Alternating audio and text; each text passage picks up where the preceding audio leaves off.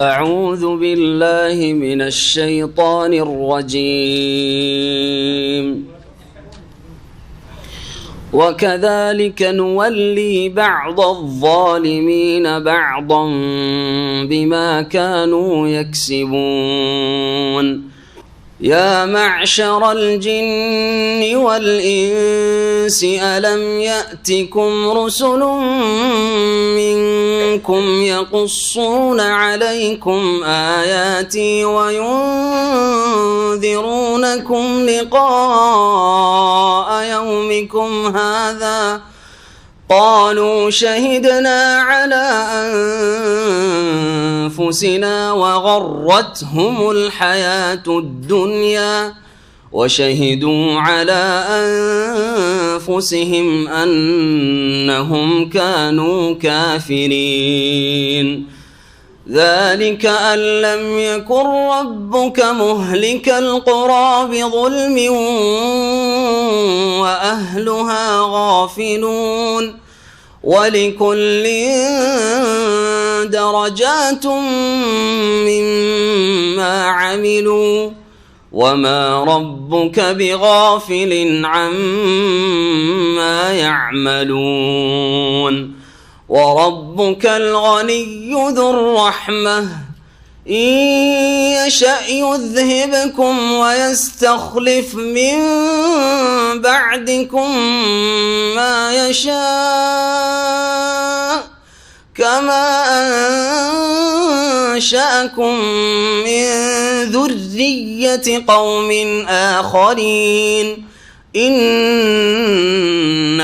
توعدون لآت وما أنتم بمعجزين. قل يا قوم اعملوا على مكانتكم إني عامل فسوف تعلمون من تكون له عاقبة الدار إنه لا يفلح الظالمون. وجعلوا لله مما ذرأ من الحرث والأنعام نصيبا فقالوا هذا لله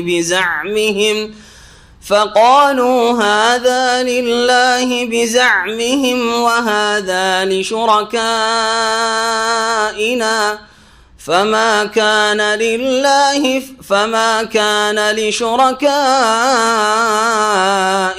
فلا يصل إلى الله وما كان لله فهو يصل إلى شركائهم ساء ما يحكمون. وكذلك زين لكثير من المشركين قتل أولادهم شركاؤهم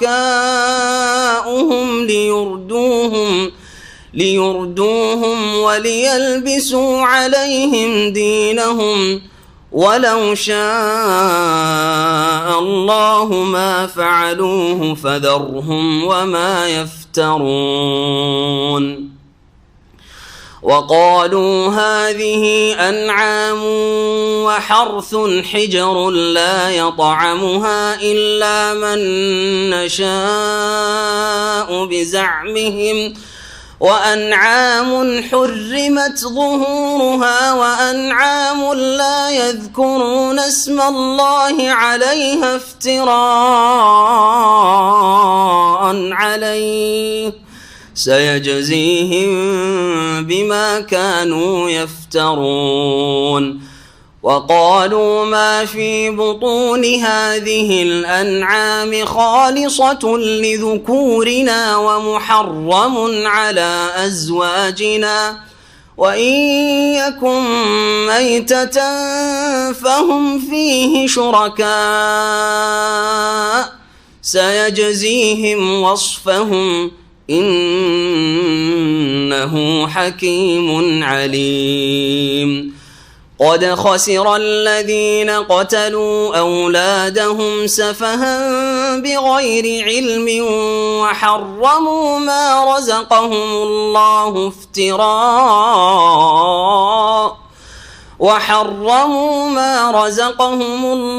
افتراء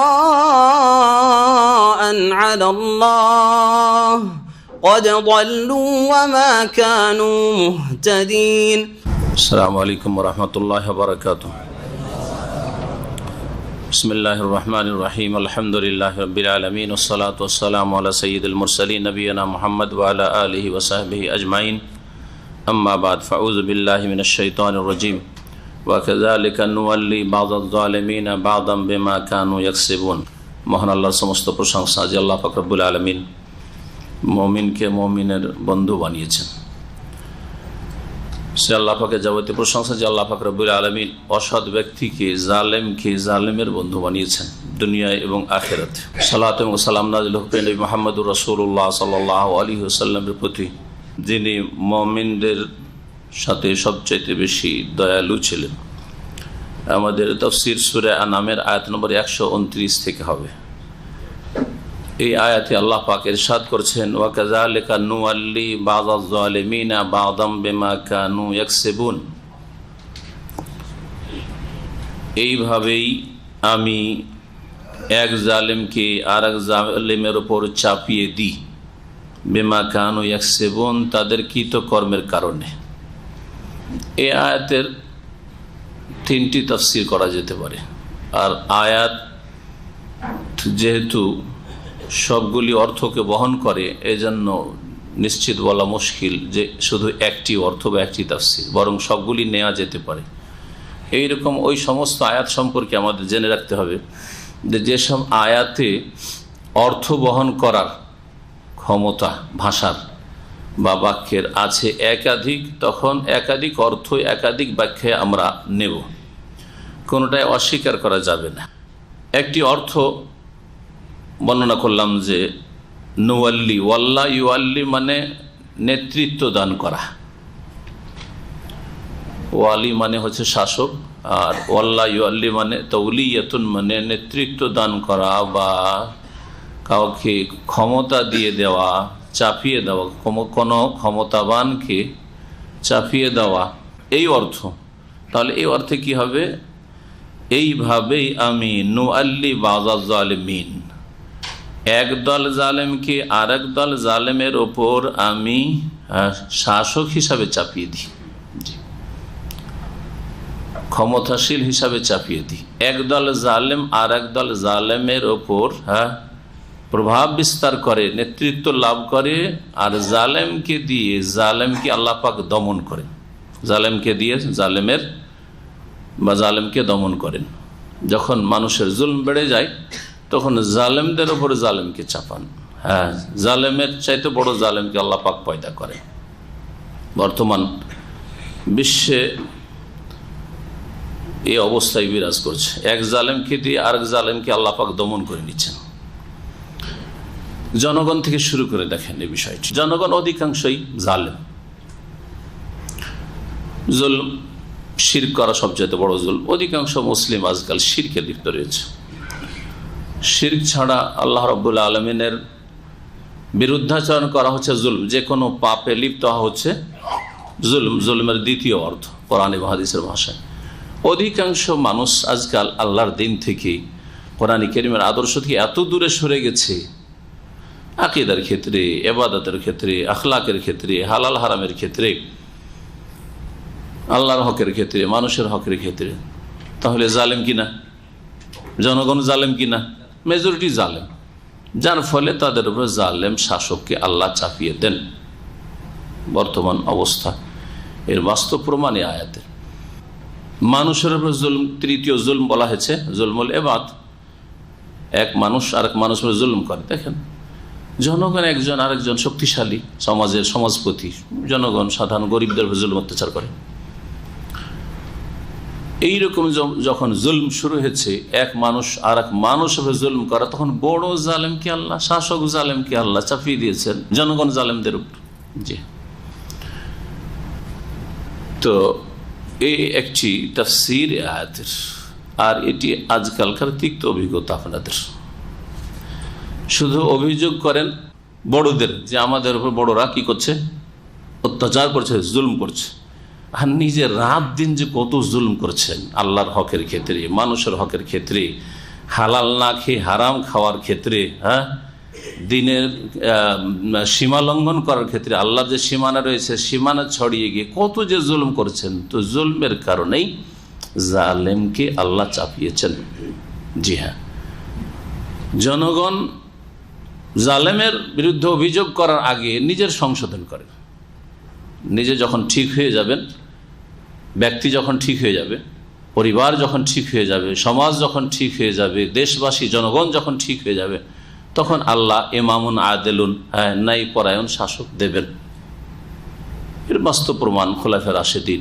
হ্যাঁ, আর খোলাফায়ে রাশেদিনের পরেও দীর্ঘ যুগ ধরে, হ্যাঁ, ভালো ন্যায় পরায়ণ শাসক যুগে যুগে এসেছে। যখন যত সততা বেড়েছে, ধার্মিকতা, আল্লাহ ভীরুতা বেড়েছে, ভালো কাজ বেড়েছে, আর অন্যায় কাজ, পাপের কাজ নির্মূল হয়েছে, তখন আল্লাহ ভালো শাসক দিয়েছেন।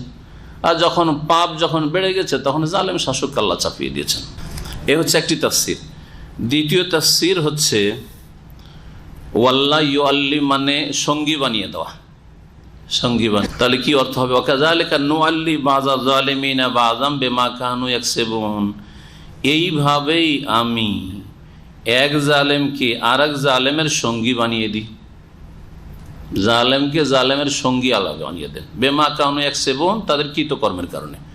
জালেম শাসককে বা জালেমকে, বড় জালেমকে ছোট জালেমের উপরে চাপান, কি জন্য? তাও কারণ হচ্ছে বেমা কানু ইয়াকসিবুন, তাদের কৃতকর্মের কারণে, পাপাচারের কারণে। একটা ভুল সাহাবীরা করেছিলেন, রাসূলুল্লাহ সাল্লাল্লাহু আলাইহি ওয়াসাল্লামের কথা ভুলে গেছিলেন বা যুক্তি পেশ করেছিলেন।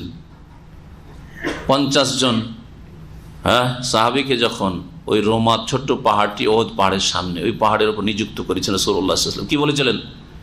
আমরা হারি আর জিতি, এমনকি আমাদেরকে যদি দেখো যে আমাদের লাশগুলোকে পাখিতে নুচে নুচে খাচ্ছে, তারপরে তোমার পাহাড় থেকে 50 জন নামবে না, কারণ আমাদের পেছন দিক থেকে তোমরা প্রতিরক্ষার কাজ করছো। এই ছিল রণকৌশল। কিন্তু তারা ওই 50 জনের যে আমির ছিলেন তার কথা না মেনে রাসূলুল্লাহ সাল্লাল্লাহু আলাইহি ওয়াসাল্লামের কথা ভুলে গিয়ে যুক্তিকে প্রাধান্য দিয়েছিলেন, যে এখন কাফেররা হেরে গেছে, আমরা জিতে গেছি, আর অনেক দূর এরা রণক্ষেত্রে যুদ্ধের ময়দান ছেড়ে পালিয়ে গেছে। হ্যাঁ, এখন আবার এখানে বসে থাকে, হ্যাঁ, হাত গুটিয়ে বসে থাকে, এটা কোনো কাজ হলো?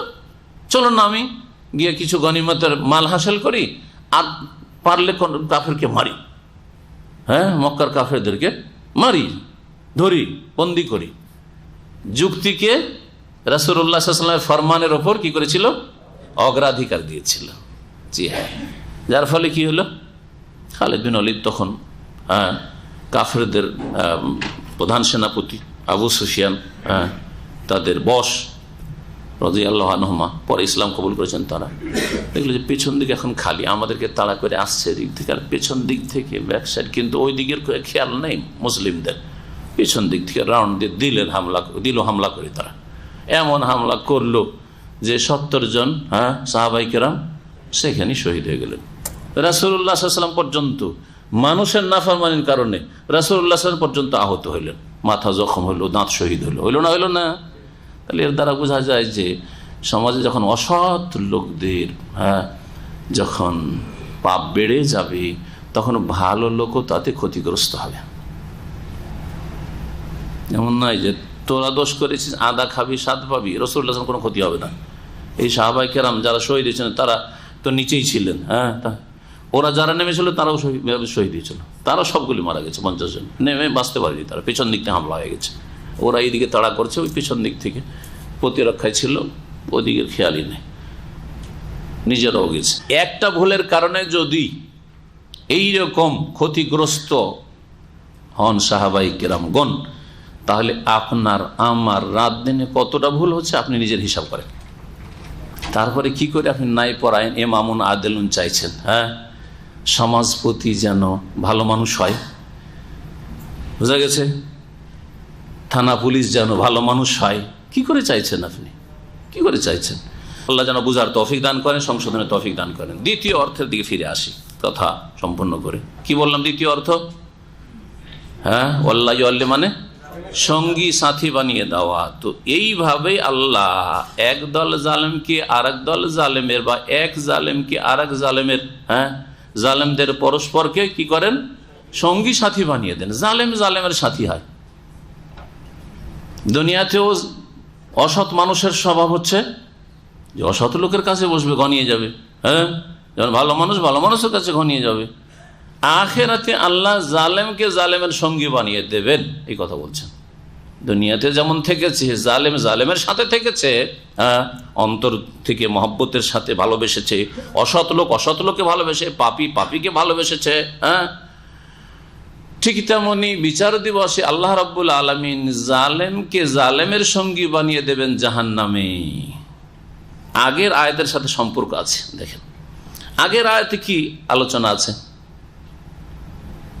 আগের আয়াতে আছে যে মানুষকে জিনেরা কি করেছে? পথভ্রষ্ট করেছে, আছে না নেই? হ্যাঁ, ইয়া মাশারাল জিন কাদ ইস্তাকসারতুম মিনাল ইনস, হে জিন জাতি তোমরা মানব জাতির ক্ষেত্রে খুব বাড়াবাড়ি করেছে, মানে পথভ্রষ্ট করেছো, ঠিক না? বাড়াবাড়ি করেছো। তারপরে তাদের আল্লাহ বলছে ওয়াকাল আউলিয়াহুম মিনাল ইনস, যেগুলি জিনদের বন্ধু মানুষ তারা বলবে সে বিচার দিবসে যে আল্লাহ আমরা পরস্পর থেকে লাভবান হয়েছিলাম। যারা বশ তারা লাভবান হয়েছে, আনুগত্য পেয়েছে, আর যারা অনসারী তারা লাভবান হয়েছে কিছু, যেমন হয় দুনিয়ার ক্ষেত্রে। এর ব্যাখ্যা করেছিলাম বিস্তারিত গত আলোচনায়, আর বিস্তারিত করবো না, কিন্তু সম্পর্কটি দেখাচ্ছি। তারপরে আমাদের এই সময় চলে এসছে, মানে আমাদের মৃত্যু ঘটেছে, তারপরে বিচার দিবস আমরা হাজির হয়ে গেছি। আল্লাহ কি বলবেন? আন্নার ও মাসওয়াকুম, জাহান্নাম তোমাদের সকলের বাসস্থান। মানে যাদের, যেই জালেম জিনদের তোমরা অনুসরণ করেছিলে তারাও জাহান্নামের বাসিন্দা, আর তোমরাও, তোমাদের বাসস্থানও হচ্ছে জাহান্নাম, ঠিক না? এখন এই আয়াতের সাথে মিলান, জালেমকে জালেমের সাথে মিলিয়ে দেব বা জালেমের সঙ্গী বানিয়ে দেবো জাহান্নামে। জিন জালেমদের সঙ্গী আল্লাহ মানুষ জালেমকে বানিয়ে দেবেন জাহান্নামে।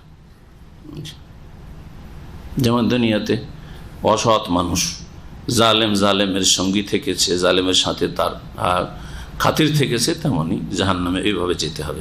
ওয়াকাযালিকা নুওয়াল্লি বা'দাল যালিমিনা বা'দাম বিমা কানু ইয়াকসিবুন, কৃতকর্মের কারণে জাহান্নামে গেছে। জালেম জিনও যাবে আর জালেম মানুষও যাবে। ওয়াল্লাহ ইউআল্লি মানে মিত্রতা তৈরি করে দেওয়া, বন্ধুত্ব তৈরি করে দেওয়া। এইভাবে এক জালেমকে আর এক জালেমের বন্ধু আল্লাহ বানিয়ে দেন। এক দল জালেমকে আর এক দল জালেমের বন্ধু বানিয়ে দেন বিমা কানু ইয়াকসিবুন, তাদের কৃতকর্মের কারণে, তাদের কৃতকর্মের কারণে। জি হ্যাঁ, আজকে সারা বিশ্বে যারা জালেম, জালেদের সাথে তাদের নম্র আচরণ, ভালো মানুষের সাথে তাদের নম্র আচরণ নেই। এটা দাঁড়িয়েওয়ালা দেখলে গায়ের জ্বালা। মুসলিমদের জালেমের, মুসলিম সমাজের জালেম যারা, সকল পাপীর কথা বলছি না, কিন্তু আছে না নেই মুসলিম সমাজে? দাঁড়িয়ে নিয়ে গেলে আপনার চাকরি হয় না, এটা কি প্রমাণ করে? একটা ইহুদিও চাকরি দিতে চায় না, একটা খ্রিস্টানও চাকরি দিতে চায় না, হিন্দুও চাকরি দিতে চায় না, বুদ্ধিস্টও চাকরি দিতে চায়, একজন জালেম মুসলিম ও চাকরি দিতে চায় না। তো বন্ধুত্ব কার সাথে? জালেমের সাথে বন্ধুত্ব। মানুষের কৃতকর্মের কারণে, পাপের কারণে অন্তর ঝুঁকে যায় জালেমের দিকে, জালেমের সাথে জালেমের মিত্রতা, পাপের কারণে এটা হয়েছে। তুমি জাতিতে মুসলিম, তারপরেও তুমি তোমার মুসলিম ভাইয়ের সাথে তোমার ভ্রাতৃত্ব নেই, বন্ধুত্ব নেই, ভালোবাসা নেই, আল্লাহর দুশমনদের সাথে তোমার ভালোবাসা। ইয়া মাশারাল জিন্নি ওয়াল ইনসি আলাম ইয়াতিকুম রাসূলুম মিনকুম ইয়াকুসুনা আলাইকুম আয়াতি, জিন এবং ইনসান যারা জাহান্নামী, বিচার দিবসে আল্লাহ তাদেরকে ডেকে বলবেন, হে জিন এবং মানুষের দল, মাশার মানে দল, মাশের ওর বহুবচন। নবী করিম সাল্লাল্লাহু আলাইহি ওয়াসাল্লাম যুবকদেরকে সম্বোধন করে বলেছিলেন একবার, ইয়া মাশারাশ শাবাব, হে যুবকদের দল, আলাম ইয়াতিকুম রাসূলুম মিনকুম, আল্লাহ পাক জিন এবং মানুষকে সম্বোধন করে বলবেন, হে জিন এবং মানুষের দল, তোমাদের কাছে তোমাদের মধ্য থেকে রাসূলগণ আসেনি, তোমাদের মধ্য থেকে রাসূলগণ আসেনি। সম্বোধন জিন মানুষ উভয় করেছে। তাহলে কি জিনদের মধ্যেও নবী রাসূল এসেছিলেন নাকি? আসেননি। এখানে মানব জাতি যেহেতু শ্রেষ্ঠ জিনের তুলনায়, সেজন্য মানব জাতিকে প্রাধান্য দিয়ে মিনকুম তোমাদের মধ্য থেকে বলা হয়েছে। জি হ্যাঁ, সমস্ত নবী রাসূলগণ এসেছেন আদম সন্তান হতে, মানব জাতির মধ্য থেকে। জিনদের মধ্যে কোন নবী রাসূল আসেনি। এর বহু দলিল প্রমাণ রয়েছে। নবী মুহাম্মদ রাসূলুল্লাহ সাল্লাল্লাহু আলাইহি সাল্লামের দাওয়াতের বাস্তব প্রমাণ। নবী করিম সাল্লাল্লাহু আলাইহি সাল্লামের কাছে এসে মানুষরা যেমন ঈমান নিয়ে ইসলাম গ্রহণ করেছে, তেমন জিনেরা দলে দলে এসেছে, ইসলাম গ্রহণ করেছে। জিনেরা নবী করিম সাল্লাল্লাহু আলাইহি সাল্লামের সাথে সাক্ষাৎ করেছে এবং জিনেরা নিজ জাতির কাছে ইসলাম গ্রহণ করার পরে ফিরে গিয়ে বলছে যে আমরা কোথা থেকে আসলাম, এমন জায়গাতে ফিরে আসলাম, এখানে সুন্দর কোরআন শুনলাম। সূরা জিনও আছে আর সূরা আহকাফেও আছে। قل أوحي إلي أنه استمع نفر من الجن فقالوا إنا سمعنا قرآنا عجبا। এই কোরআন রাসূলুল্লাহ সাল্লাল্লাহু আলাইহি ওয়াসাল্লাম তেলাওয়াত করেছিলেন তায়েফ থেকে ফিরে রাস্তায় নাখলা উপত্যকায় ফজরের সালাত। ওই সময় জিনেরা এসে পৌঁছে, এমন দেশ থেকে কিছু জিন ঘুরতে ঘুরতে এসেছে, আকাশ পথে যেতে কেন পাই না, তল্লাশি নেই তো কি হয়েছে এটা। এসে প্রথম সন্ধান পেয়ে তারা ঈমান নিয়ে ফামান্না বিহি ওয়ালা নুশরিকা বিরাব্বিনা আহাদা, আমরা ঈমান নিয়ে এসেছি। তাহলে ঈমান কার প্রতি নিয়ে এসেছিল? রাসূলুল্লাহ সাল্লাল্লাহু আলাইহি ওয়াসাল্লামের প্রতি, এই কোরআন কারীমের প্রতি। বোঝা গেল যে নবী রাসূলগণ এসেছেন মানব জাতির মধ্য থেকে। জি, মানব জাতি যে শ্রেষ্ঠ, এটা হচ্ছে তার প্রমাণ। ইয়াকুসুনা আলাইকুম আয়াতি, তারা আমার আয়াত সমূহ তোমাদের কাছে বর্ণনা করতো। কাসসা ইয়াকুসসা বর্ণনা করা। ওয়া ইউনজিরুনাকুম লিকা ইয়াউমিকুম হাযা, এবং তোমাদেরকে সতর্ক সাবধান করতো তোমাদের এই দিনের সম্মুখীন হওয়া থেকে বা সাক্ষাৎ থেকে। এই দিনে আমার সাথে সাক্ষাৎ করতে হবে বা এই দিনের সম্মুখীন হইতে হবে, বিচার দিবসে হাজির হইতে হবে, এই থেকে কি সতর্ক তারা করেনি? কালু, তখন তারা বলবি, যারা অবাধ্য নাফরমান, যার কারণে জাহান্নাম তাদের জন্য অবধারিত হয়েছে, তারা বলে শাহিদনা আলা আনফুসিনা, আমরা নিজেদের ক্ষেত্রে সাক্ষ্য প্রদান করছি, অর্থাৎ আমরা স্বীকার করছি। স্বীকার করবে যে কথা ঠিক। ওয়াগাররাতহুমুল হায়াত, তাহলে স্বীকার করবে পরকালে, যখন কর্মের কোনো সুযোগ নেই, আমলের সুযোগ নেই, সংশোধনের সুযোগ নেই। তো হয়েছে কি, তারা দুনিয়াতে কেন মানে নাই? কর্মজগতে আল্লাহ বলছেন ওয়াগাররাতহুমুল হায়াতুদ দুনিয়া, পার্থিব জগৎ তাদেরকে প্রতারিত করেছিল। দুনিয়ার জাঁকজমকপূর্ণ জীবন, দুনিয়ার মনে যা চাই তাই বলো, মনে যা চাই তাই করো, মনে যা চাই তাই খাও দাও, যেমন চাই তেমন চলো, তেমন জীবন যেমন করো, এই যে কুপ্রবৃত্তির অনুসরণ, এ দুনিয়ার জগৎ তাদেরকে প্রতারিত করেছিল।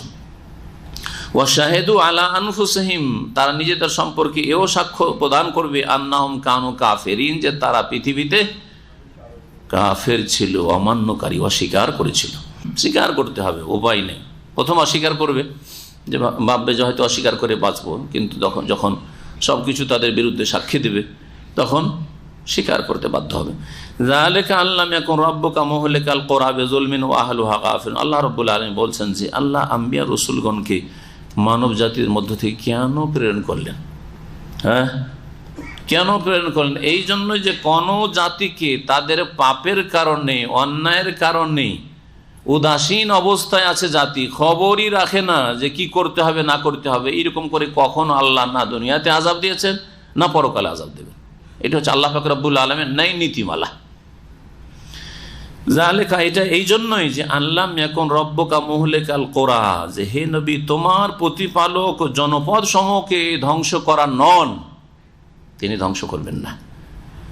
ওয়া বিযুলমিন, তাদের অন্যায়ের কারণে, ওয়া আহলুহা গাফিলুন, যতক্ষণ পর্যন্ত সেখানকার অধিবাসীরা উদাসীন রয়েছে বা অনবহিত রয়েছে, গাফিল, জানেই না, বেখবর রয়েছে।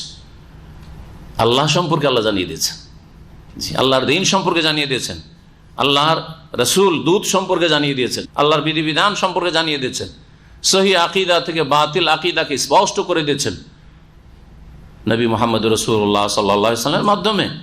কোরআন এবং হাদিসের ওহীর মাধ্যমে ইবাদত বন্দেগীর নিয়ম কানুন তরিকা বিস্তারিত আল্লাহ নাজিল করে দিয়েছেন কোরআন এবং হাদিসের মাধ্যমে। হালাল হারাম, করণীয় বর্জনীয় সবকিছু স্পষ্ট করে দিয়েছেন। কোনো ব্যক্তি গাফিল নেই। বর্তমান ইন্টারনেটের যুগে, যান্ত্রিক সভ্যতার যুগে ওলামায়ে কেরামরা, গবেষক ওলামারা বলছেন যে সারা পৃথিবীর যেখানেই থাক না কেন প্রত্যেক মানুষের কাছে ইসলামের দাওয়াত পৌঁছে গেছে। প্রত্যেক মানুষের কাছে ইসলামের দাওয়াত পৌঁছে গেছে। সেটা জানার চেষ্টা করেন।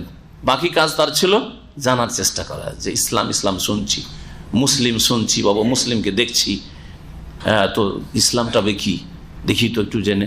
এই কাজটা তাদের দায়িত্ব ছিল, যেটা করে না, যেটা অধিকাংশ লোক করে না। পেটে খায় দেয়, নাকে তেল দিয়ে ঘুমায়। কিন্তু একথা বলতে পারবেন না যে ইসলাম সম্পর্কে জানতাম না, ঈমান সম্পর্কে জানতাম না, আল্লাহ সম্পর্কে জানতাম না, এই কথা বলতে পারবে না। দাওয়াত পৌঁছে গেছে। তারপরেও মুসলিম উম্মার দায়িত্ব হচ্ছে যে কুনতুম খায়রা উম্মাহ, তোমার শ্রেষ্ঠ উম্মত যেহেতু, তোমাদের দায়িত্ব আছে তিনটি। তা'মুরুনা বিল মারুফ, প্রথম কথা উখরিজাত লিন-নাস, মানুষের কল্যাণ করবে, কল্যাণের জন্য নিয়ে আসা হয়েছে তোমাদের। আর তা'মুরুনা বিল মারুফ, ভালো কাজে নির্দেশ দেবে, ওয়া তানহাউনা আনিল মুনকার, অন্যায় কাজে বাধা দেবে, এবং আল্লাহর প্রতি তোমরা ঈমানদার হবে। প্রথম তোমাদেরকে ঠিক হইতে হবে, তোমাদেরকে আদর্শ হইতে হবে। নিজে আদর্শ না হয়ে অন্যকে বলার মতো যোগ্যতাই নেই আপনার। না আপনার ইমানি যোগ্যতা আছে, না আখলাকি যোগ্যতা আছে, না জ্ঞানগত যোগ্যতা আছে। অধিকাংশ মুসলিমদের কাছে যদি একটা অমুসলিম জিজ্ঞাসা করে ফেলে, আচ্ছা তুমি তো মুসলিম, ইসলাম সম্পর্কে একটা আমাকে ইন্ট্রোডাকশন করো, বুঝাও আমাকে। হাহালাদ্রি, হ্যাঁ ভাই আমি ওই হিন্দুদের মতো। হিন্দু কেন তুমি বুঝাও? হিন্দু 99% বা তারও বেশি 7% বললে ভুল হবে না। হিন্দু বললে হিন্দু, আমার বাপ দাদা হিন্দু, আমিও হিন্দু। আজকাল মুসলিম যদি ওই রকম হয়ে যায়, মুসলিম তুমি বোঝাও ইসলাম কি, মাল ইসলাম, ইসলাম কি? আমার বাপ মা মুসলিম, সব মুসলিম, মুসলিম, কিছুই জানে না।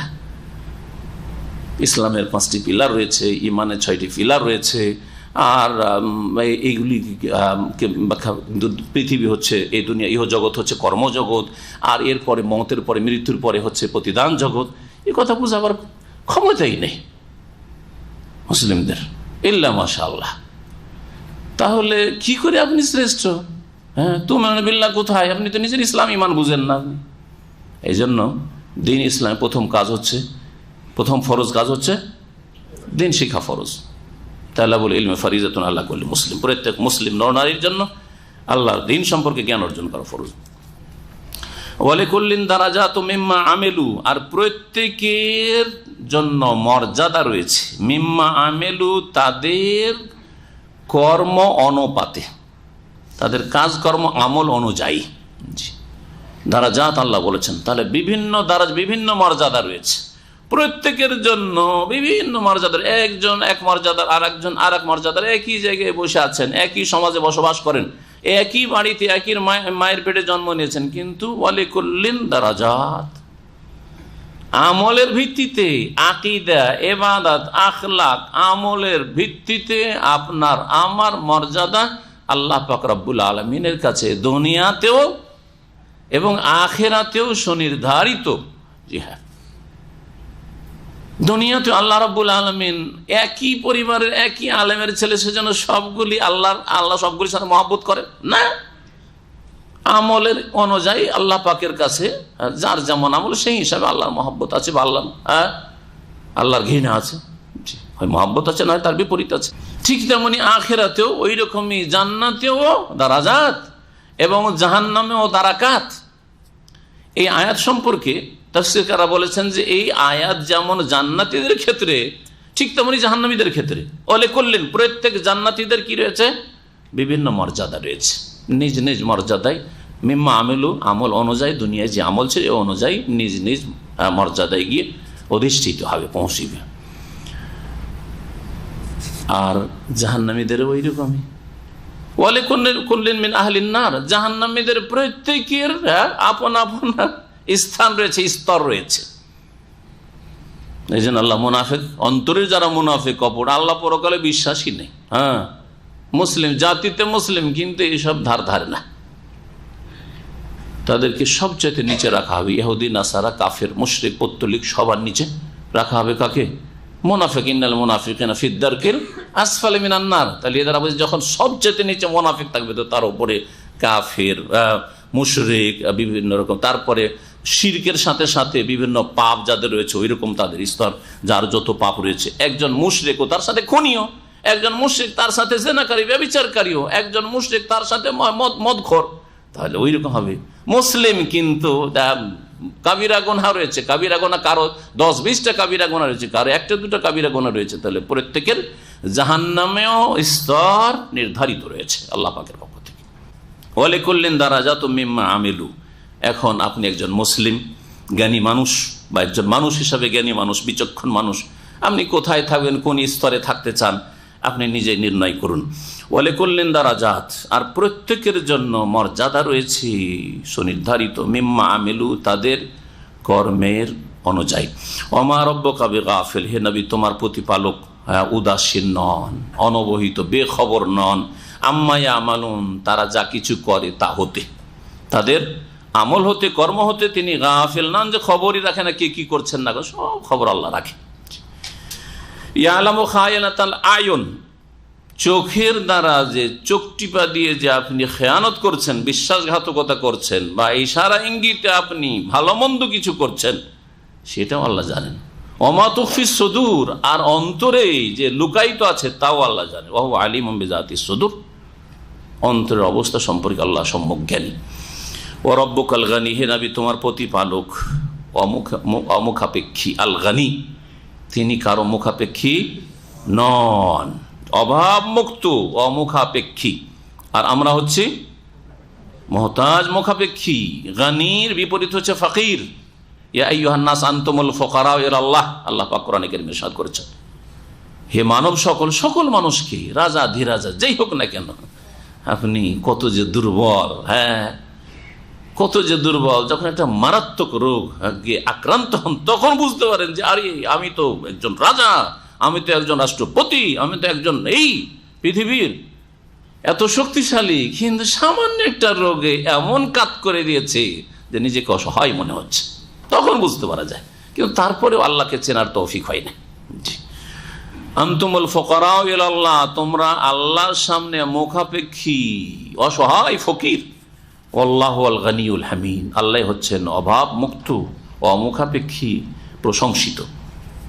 জুর রাহমা, যিনি বড় দয়াশীল। জুর রাহমা মানে রাহিম, রহমত ওয়ালা। জু মানে হচ্ছে ওয়ালা, রহমতের মালিক। ইয়াশা ইউযহিবকুম, আল্লাহ যদি চান যে তোমাদেরকে অপসারিত করবেন তো তিনি অপসারিত করতে সক্ষম। যদি আল্লাহ চান যে এদেরকে রাখবো না, সবগুলিকে নিয়ে সাগরে ও মহাসাগরে নিয়ে ডুবিয়ে দেব, ইয়াশা যদি চান ইউযহিবকুম, তোমাদেরকে অপসারিত করবেন। যেমন অন্য আয়াতে সূরা মুহাম্মদের শেষ আয়াতে আল্লাহ বলছে, ওয়া ইন তাতাওয়াল্লাউ ইস্তাবদিল কওমান গায়রাকুম, তোমরা যদি বিমুখ হয়ে যাও, তোমরা যদি ফিরে যাও যে আল্লাহকে মানবো না, পরকালকে মানবো না, আল্লাহ চাইলে ইস্তাবদিল কওমান গায়রাকুম, তোমাদেরকে সরিয়ে দিয়ে আল্লাহ অন্য জাতিকে তোমাদের জায়গায় স্থলাভিষিক্ত করবেন। সুম্মা লা ইয়াকুনু আমসালাকুম, তোমাদের মতো তারা এরকম অবাঞ্ছিত হবে না, আল্লাহ দ্রোহী হবে না। আল্লাহ চাইলে করতে পারেন, কিন্তু আল্লাহ রাব্বুল নীতিমালা হচ্ছে স্বাধীনভাবে মানুষকে ছেড়ে দেওয়া, ভালো মন্দ দুটো শক্তি দিয়ে, যাতে করে তাদের পরীক্ষা করা সম্ভব হয়। ইয়াশা ইউযহিবকুম, আল্লাহ চাইলে তোমাদেরকে অপসারিত করবেন। ওয়া ইস্তাখলিফ মিন বাদিকুম মা ইয়াশা, এবং তোমাদের পরে যাকে চাইবেন তিনি তোমাদের স্থলাভিষিক্ত করবেন, খলিফা বানাবেন। ইস্তিখলাফ মানে হচ্ছে স্থলে কোন কারো স্থলে বসানো, খলিফা এই জন্য বলা হয়, জি, জানাশীন করা, কোন জায়গাতে বসানো। কামা আনশাকুম মিন যুররিয়াতি কওমিন আখারিন, যেমন তোমাদেরকে সৃষ্টি করেছেন অন্য সম্প্রদায়ের বংশধর থেকে, সন্তানদের থেকে, তোমরাও সৃষ্টি হয়েছ তোমাদের বাপদাদা পূর্বপুরুষ থেকে। আল্লাহ যেমন তোমাদেরকে কোন বংশ থেকে বের করে নিয়ে এসছেন, আল্লাহ সৃষ্টি করেছেন, ঠিক তেমনি তোমাদেরকে সরিয়ে দিয়ে আল্লাহ অন্য জাতিকে সৃষ্টি করতে পারেন। ইন্নামা তুআদুনা লাআত, নিঃসন্দেহে যা তোমাদের প্রতিশ্রুত হয়েছে, মানে তোমাদেরকে প্রতিশ্রুতি দেওয়া হয়, অবশ্যই আসবে। লাআতিন মানে লাআতিয়ুন, অবশ্যই আসবে। ওমা আনতুম বিমুজিজিন, আর তোমরা আল্লাহকে ব্যর্থ করতে সক্ষম না। তোমরা হারাতে পারবে না। আজাজা ইউজ, এজাজ মানে হারিয়ে দেওয়া। কেউ হারাতে পারবে না, কেউ পরাস্ত করতে পারবে না, কেউ অপারগ করতে পারবে না, অপারগ করে দাও। ওমা আনতুম বিমুজিজিন, আল্লাহ রাব্বুল আলামিন যা করতে চান, যে প্রতিশ্রুতি দিয়েছেন দুনিয়া আখিরাতে সৎ অসৎ বান্দাদের জন্য যে কি রয়েছে অবশ্যই তা আসবে। ওমা আনতুম বিমুজিজিন, আর তাতে আল্লাহকে তোমরা ব্যর্থকারী নও। কুল, হে নবী আর বলে দাও, ইয়া কওমে, হে আমার সম্প্রদায়, ইমালু আলা মাকানাতিকুম, তোমরা নিজ নিজ স্থানে কর্ম করতে থাকো। ইন্নী আমেলুন, আমিও কর্ম করছি। তোমরা তোমাদের কর্ম করো, আমি আমার কর্ম করছি। আমার কাজ আমি নিজে আমার আল্লাহর দেওয়া দিন পালন করছি এবং আল্লাহর দিনের দাওয়াত তোমাদেরকে দিচ্ছি।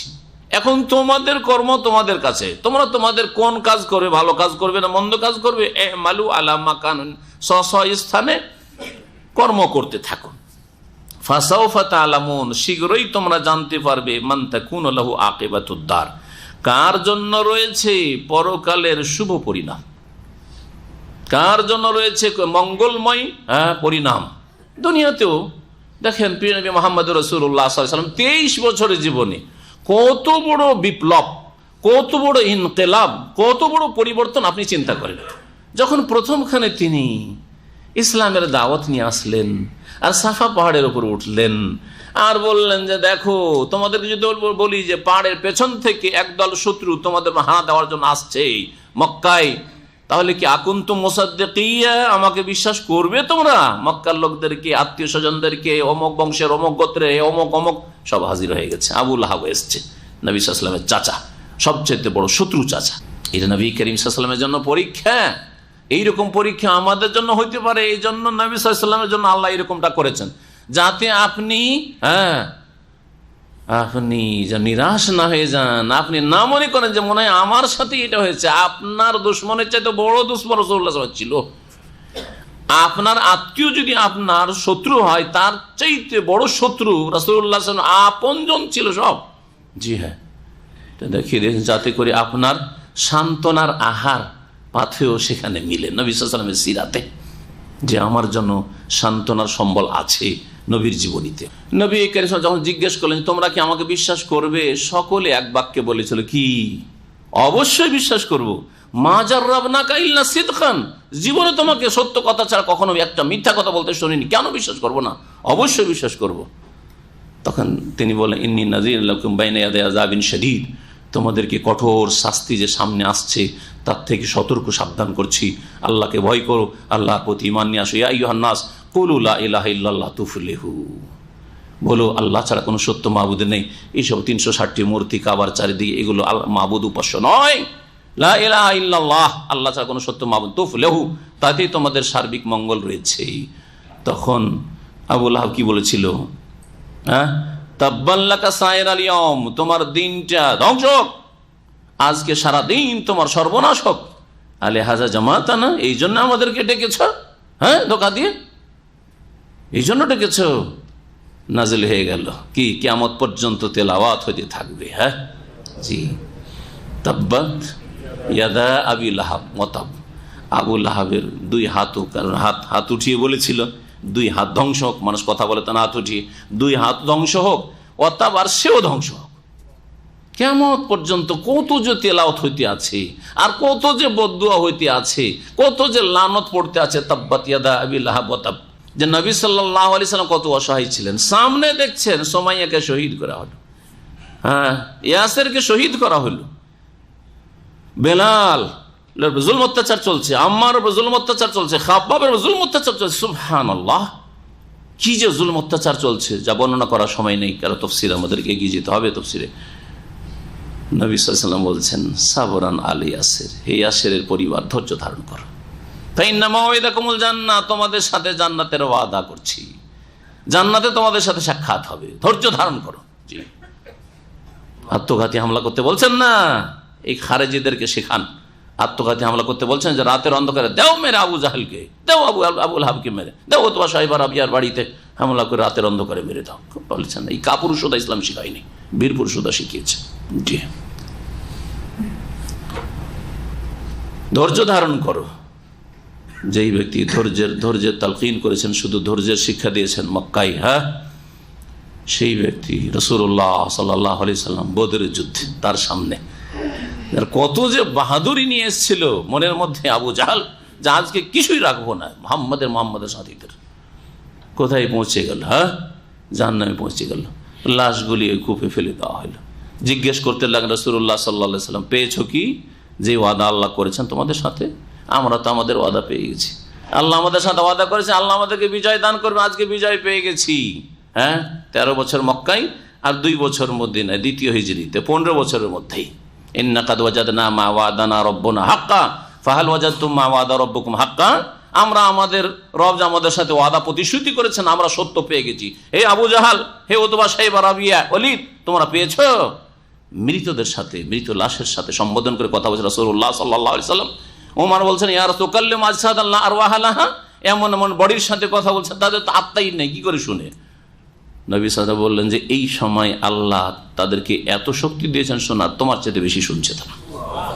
এই সময়, সব সময় নয়, তাহলে মৃত সব সময় শোনে না। ওমা আনতাবে মুসলিম মাল, এটা হচ্ছে বিদাতীদের বদ আকীদা, কবর পূজারীদের, হ্যাঁ, যে কবর থেকে আমাদের পীর ওলিরা শোনে। ওমা আনতাবে মুসলিম মানফিল কবুর, যে কবরে চলে তাকে শোনাতে পারো না, আল্লাহ কোরআনে করি বলছেন।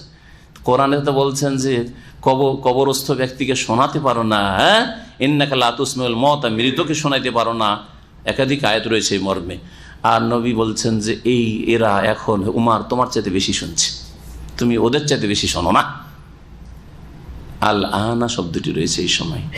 তাহলে সমন্বয় করবেন না, বলবেন যে আবু জাহাল যদি শুনতে পারে, মক্কার কাফের মুশরিক মৃত যদি শুনতে পারে, তা আমাদের গস কুতুব কেন শুনবে না, বলবেন নাকি? হ্যাঁ, গোমরা হয়ে যাবে, অন্তরে বক্রতা আছে, শোভাত। জি, ফাম্মাল্লাযিনা ফি কুলুবিহিম যায়গুন ফায়াত্তাবিউনা মা তাশাবাহা, যাদের অন্তর বাঁকা ইসলাম নিতে চাই, সিরাতে মুস্তাকিম নিতে চাই না, জান্নাতের পদ্ধতি চাই না, ফায়াত্তাবিউনা মা তাশাবাহা মিনহু, অস্পষ্ট কথার পেছনে ছুটে আর স্পষ্ট মুহকামকে ছেড়ে দেয়, মুহকামকে ছেড়ে দিয়ে মুতাশাবিহাত যেগুলো, সেগুলোর পিছনে ছিল অস্পষ্ট কথা। জি, ক্লিয়ার কথা নয়। ওমা আনতা বিমুসমিন মানফিল কবুর, কবরস্থ ব্যক্তিকে শোনাতে পারো না, তাহলে কি করে খাজা বাবাকে ডাকছেন, কি করে শাহজালালকে ডাকছেন, কি করে মৃতকে গিয়ে ডাকছেন? কিছুই শোনেন না। ওয়াহুম আন দুআহিম গাফিলুন, জি, কি যে ডাকছেন না ডাকছেন তারা উদাসীন, বেখবর হয়ে রয়েছে। আল্লাহ কোরআনে কেন বলছেন, কত আয়াত নেবেন এরকম, তারপরেও ওই মৃতকে ডাকবেন আপনি? হ্যাঁ, হিন্দু মুশরিক প্রতিমা বানিয়ে ডাকছে, আর আপনি ওই রকমই আপনি ওই মৃতকে ডাকবেন কবরে দফন করে, তো একই আকীদার মানুষ। তো বলছিলাম কি, যে আল্লাহ রাব্বুল আলামিন কিভাবে পরিবর্তন করেন অবস্থার। মানুষ যখন কর্ম করে তখন আল্লাহ তাতে বরকত দান করেন। তো আল্লাহ পাক রব্বুল এইভাবে ওয়াদা পূরণ করেছেন এবং উত্তম পরিণাম দুনিয়াতে আল্লাহ দেখিয়ে দিয়েছেন রাসূলুল্লাহ সাল্লাল্লাহু আলাইহি ওয়াসাল্লাম সাহাবায়ে কেরামদেরকে। দেখান নাই? হ্যাঁ, যারা ছাগল চড়াইতো, উট চড়াইতো, যাদের প্রধান খাদ্য ছিল ছাগলের উটের দুধ আর গোশত, হ্যাঁ, জীবনে ভাত নামটাও তারা জানতো না, হ্যাঁ, গমের রুটিটাও পেত না, মাঝে মধ্যে কখনো কোন কালে গম এসছে, গম জব নামটা এসছে শাইর, কিন্তু হ্যাঁ জানতো না। তারা পৃথিবীর খেলাফত হাসিল করলেন, হ্যাঁ, আন্দোলন করে, হ্যাঁ, আর রাস্তায় মিছিল করে পশ্চিমা তরিকায়, হ্যাঁ, এইসব করে নয়, আর গণতন্ত্রের অংশ নিয়ে না, এইসব করে নয়। জি হ্যাঁ, নিজেকে সংশোধন করতে হবে, ব্যক্তি থেকে শুরু করতে হবে, পরিবার থেকে শুরু করতে হবে, সমাজ থেকে শুরু করতে হবে। ব্যক্তি, পরিবার, সমাজের যখন সংস্কার সংশোধন করবেন, তখন আল্লাহ বলছে লা ইয়াস্তাখলিফান্নাহুম ফিল, তাদেরকে আমি খেলাফত দেব। খেলাফত কেড়ে নিতে হবে এই কথা বলা হয়নি, খেলাফত দেব। আর ইস্তেখলাফ মানে দেওয়া, আল্লাহ দেবেন খেলাফত। তো উত্তম পরিণাম কার জন্য রয়েছে? ফাসাউফা তা'লামুন, মক্কি আয়াত, সূরা আনাম মক্কি, তাই না?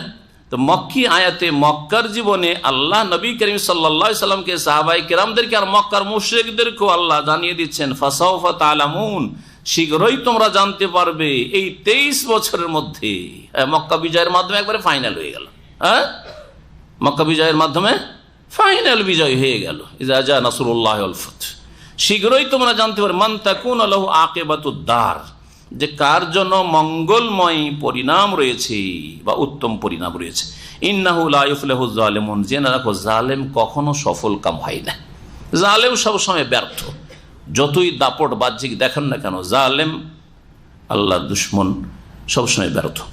ওয়াজআলু লিল্লাহি মিম্মা যারা মিনাল হারসি ওয়াল আনআমি নাসিবান ফাকালু হাযা লিল্লাহি বিজামি ওয়া হাযা লিশুরাকাইনা আল আয়াত। এই আয়াত থেকে বেশ কিছু আয়াত রয়েছে, এগুলিতে আরব মুশরিকদের মধ্যে যে কুসংস্কার ছিল এবং জাহেলিয়াতের বদ আকীদা ছিল, জি হ্যাঁ, সেগুলি বর্ণনা করা হয়েছে। তার মধ্যে একটি হচ্ছে যে তারা তাদের শস্য ক্ষেত এবং গবাদি পশু ভাগাভাগি করত।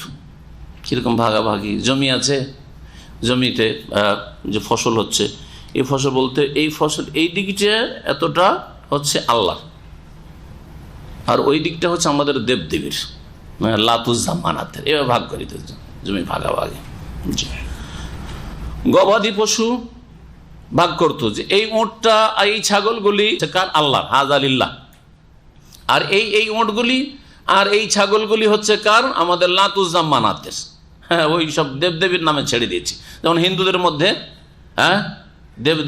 দেবদেবীর নামে ষাঁড় ছাড়া আছে। ষাঁড় ছাড়া দেখেছেন না? দেখেন নাই? ষাঁড় ছেড়ে দেয়, গাভী ছেড়ে দেয়। আর আজকাল তো গো পূজা আর গো মাতা নিয়ে উঠে পড়ে লেগেছে। ওরাই বেশি খাচ্ছে, হিন্দুরাই বেশি খাচ্ছে। আর সবচেয়ে বড় ভারতের গরুর গোস্ত বাইরে এক্সপোর্টকারী কোম্পানি হচ্ছে তামিলনাড়ুর হিন্দু। তো জবাই না করে গোমাতার গোস্ত বাইরে পাঠাচ্ছে নাকি? হ্যাঁ, গোমাতাকে তারা জবাই করছে, তারা ব্যবসা করছে, তারা পয়সা ইনকাম করছে, কোনো অসুবিধা নেই। কিন্তু 1 কিলো গোস্ত যদি কোনো মুসলিমের কাছে দেখা যায়, তো তার বেঁচে থাকার ভারতে অধিকার নেই। জি হ্যাঁ, এরা হচ্ছে জালেম। ইন্নাহু লা ইফলিহু যালিমুন, জালেম কখনো সফল কাম হয় না, জালেম সবসময় ব্যর্থ। আলহামদুলিল্লাহ, তাদের মধ্যে যারা রুচিশীল মানুষ, যাদের বিবেক রয়েছে, বিবেকমান মানুষ, অথচ তারাও হিন্দু হয়তো অমুসলিম, তারা এর প্রতিবাদ জানাচ্ছে। এবং এক সময় হবে যে আল্লাহ পাক রব্বুল আলামিন দিনের দিকে তারা ফিরে আসবে, দিনকে উপলব্ধি করে বুঝতে পারবে, দিনের দিকে ফিরে আসবে ইনশাআল্লাহ। কারণ ভবিষ্যৎবাণী রয়েছে প্রিয় নবী মুহাম্মদ রাসূলুল্লাহ সাল্লাল্লাহু আলাইহি সাল্লামের, যে সারা পৃথিবীর মানুষ একদিন ইসলামের ছায়ার তলে স্বেচ্ছায় অথবা অনিচ্ছায় আসবে। এতে আমাদের দৃঢ় বিশ্বাস রয়েছে। লা ইয়াবকা আলা যাহরিল আরদি বাইতু মাদারিন ওয়ালা ওয়াবারিন ইল্লা আদখালাহুল্লাহু কালিমাতাল ইসলাম বিইজ্জি আজিজিন আও যুল্লি যালিলিন। লা ইয়াবকা আলা যাহরিল আরদ, ভূপৃষ্ঠে এমন কোন কাঁচা বাড়ি অথবা পাকা বাড়ি, নবী সাল্লাল্লাহু আলাইহি ওয়াসাল্লাম বলছেন, বাইতু মাদারিন ওয়ালা ওয়াবারিন, কাঁচা বাড়ি অথবা পাকা বাড়ি, খড়ের বাড়ি অবশিষ্ট থাকবে না, ইল্লা আদখালাহুল্লাহু কালিমাতাল ইসলাম, ইসলামের কালেমায়ে লা ইলাহা ইল্লাল্লাহ মুহাম্মাদুর রাসূলুল্লাহ তাদের বাড়িতে অবশ্যই প্রবেশ করবে। বিইজ্জি আজিজিন, হয় সম্মানিত ব্যক্তির সম্মানের সাথে সসম্মানে সেটা গ্রহণ করবে, আও যুল্লি যালিলিন, অথবা লাঞ্ছিত ব্যক্তি লাঞ্ছিত হয়ে সেটা গ্রহণ করতে বাধ্য হবে। আলহামদুলিল্লাহ, পরিস্থিতি ওই দিকে যাচ্ছে। প্রতিদিন হাজার হাজার শত শত অমুসলিম, ইহুদি হোক, খ্রিস্টান হোক, আর নাস্তিক হোক, আর হিন্দু হোক, আর বুদ্ধিস্ট হোক, ইসলাম গ্রহণ করছে। সারা বিশ্বে এমন নাই যে মুসলিম দেশ, অমুসলিম দেশগুলিতে বেশি ইসলাম গ্রহণ করছে। পশ্চিমা দেশে যেখানে পাপ করে পাপের শেষ সীমানায় পৌঁছে গেছে, তিক্ত অভিজ্ঞতার পরে আর শান্তি পাচ্ছে না পাপ করে, তখন ফিরে আসছে তারা। জি, ফিরে আসছে, আলহামদুলিল্লাহ। এটা আমাদের জন্য শুভ সংবাদ নয়? হ্যাঁ, আমাদের জন্য ভালো সংবাদ। এটা হচ্ছে আমাদের জন্য ইঙ্গিত, জি হ্যাঁ, আল্লাহ পাকের পক্ষ থেকে, যে অবশ্যই ফিউচার বা ভবিষ্যৎ হচ্ছে ইসলামের। ইসলাম হচ্ছে ভবিষ্যতের দিন, একমাত্র আল্লাহ পাক রব্বুল আলামিনের দিন, যেটা সমস্ত নবী রাসূলগণের দিন এবং সমস্ত ভালো মানুষদের দিন। তো বলছিলাম যে মক্কার মুশরিকরা ওই রকম তাদের শস্য ক্ষেত বা যে খাদ্য শস্য এগুলিকে ভাগ করে দিত, আর তারপরে গবাদি পশুকে ভাগ করে দিত। ভাগ করে দেওয়ার পরে কখনো ফলন এইদিকে বেশি হইতো, কখনো ওইদিকে ফলন বেশি হইতো, কম হয়ে যেত। কখনো আল্লাহর ভাগে কখনো কম হয়ে যেত। আল্লাহর ভাগে যদি কম হয়ে যায়, ওরা করতো কি ভাগ করে? আল্লাহর ভাগ যেটা নির্ধারণ করতো খেতে, ওখান থেকে যে ফসলটা উঠে আসতো সেটা গরিব মিসকিনকে খাওয়াইতো, আত্মীয় স্বজনকে খাওয়াইতো, জনকল্যাণমূলক কাজে খরচ করতো, ব্যয় করতো, এই কাজগুলি করতো। দেবদেবীর নামে যেটা ছাড়তো সেটা তাদের পুরোহিতরা খেত এবং তাদের এই ধর্মকর্মে, এই যে ভ্রান্ত ধর্মকর্মে খরচ করত। আর তারপরে তারা নিজেরা খেত, যেটা দেবদেবীর নামে উৎসর্গ করা যে ফসলটা আসতো সেটা। কখনো কখনো হয়তো কি আল্লাহর ভাগ যেটা রেখেছিল সেটা কমে যেত, ওটা কমে গেলে ওই দিক থেকে নিয়ে দিত না, বলছে আল্লাহর কমে গেলে অসুবিধা নেই, আল্লাহর কোনো অভাব আছে বুঝে। হ্যাঁ, এগুলোকে বলা হয় বুঝা শয়তান, তাই না? আমার নানা বলতেন যে পড়া শয়তান। আমার লেখাপড়া করে যারা বদ হয়, তো এই যে পড়া শয়তান, লেখাপড়া করে তো এরা তাহলে যথেষ্ট বুঝছে, হ্যাঁ, যে আল্লাহর কিসের অভাব। হ্যাঁ, ইন্নাল্লাহ লাগানিউন আন হাযা, আল্লাহর তো প্রয়োজনই নেই, আল্লাহর কোনো অভাব আছে যে আল্লাহকে দিতে হবে? কমে গেছে। হ্যাঁ, আল্লাহর ভাগটা কমেছে, অসুবিধা নেই। দেবদেবীর ভাগ যখন কমে যেত তখন তো পেটে টান পড়তো, কারণ ওরা নিজেরা খায়। আবার পুরোহিত যারা, তাদের ধর্মযাজক, হ্যাঁ, ধর্মগুরু যারা, তাদের পেটে টান পড়েছে, তো খেতে তো পাচ্ছে না তারা। হ্যাঁ, অভাব নয় দেখা দিয়েছে, বলছে আল্লাহর ভাগ যেটা আছে ওখান থেকে টেনে না, কারণ আমরা অভাবী, আল্লাহ তোর অভাবী না, তো ওই দিক থেকে টেনে নিত। জি হ্যাঁ, হাস্যকর ধর্ম। আসলে মানুষের তৈরি করা মানব রচিত ধর্মগুলি ঠিক সবগুলি এমনই, এইরকমই খেয়াল খুশি ধর্ম, জি, কপল কল্পিত ধর্ম। জি, তো দেখেন এখন আয়াতে আল্লাহ কি বলছে, ওয়াজআলু লিল্লাহি মিম্মা যারাআ মিনাল হারসি ওয়াল আনআমি নসিবা।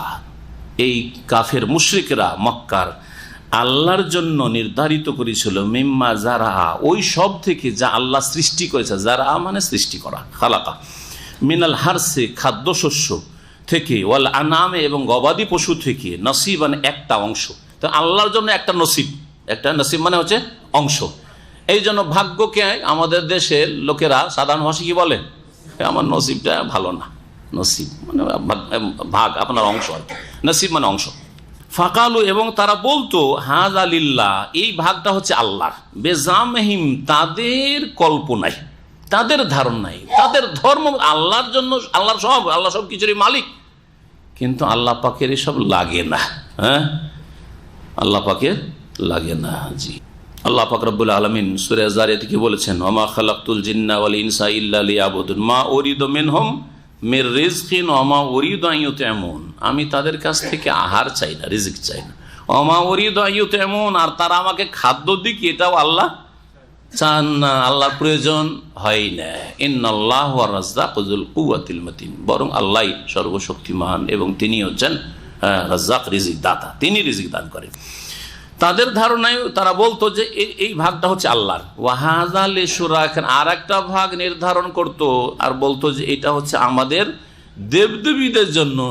শরীকের বহুবচন শুরাকা, আমাদের শরীকগুলি মানে আল্লাহর শরীকগুলি, যে তাদের দেবদেবী, বলতে এগুলি হচ্ছে আমাদের দেবদেবীর জন্য। ফামা কানা লিশুরাকাই ফালা ইয়াসিলু ইলাল্লাহ, সুতরাং তাদের দেবদেবীর জন্য যা কিছু নির্ধারণ হইতো তা আল্লাহর কাছে পৌঁছিত না, মানে আল্লাহর ভাগে দিত না।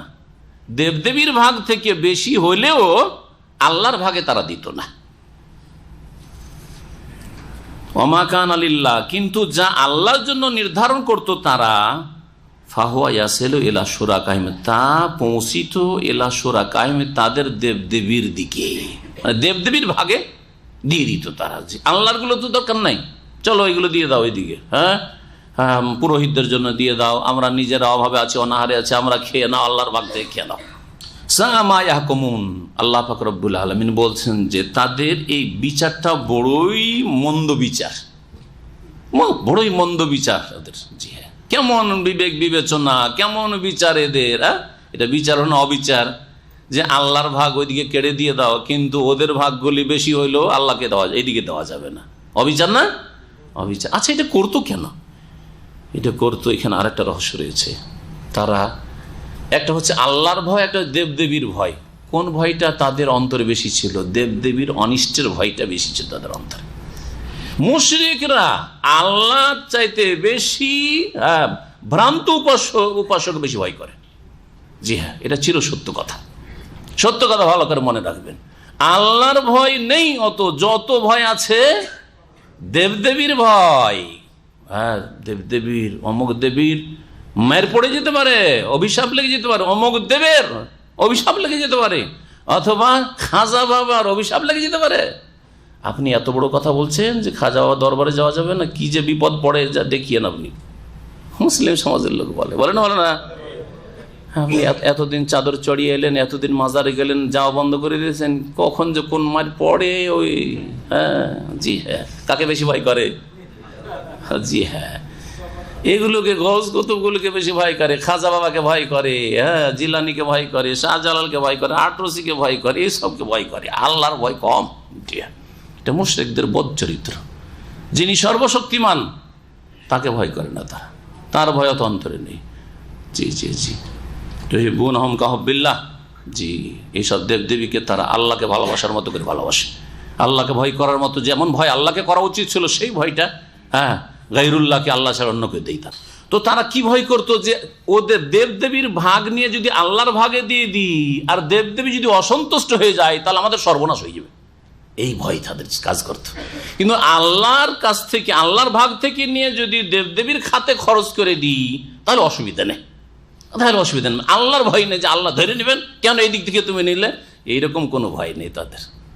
জি হ্যাঁ, وكذلك زين لكثير من المشركين قتل أولادهم شركاؤهم ليردوهم وليلبسوا عليهم دينهم।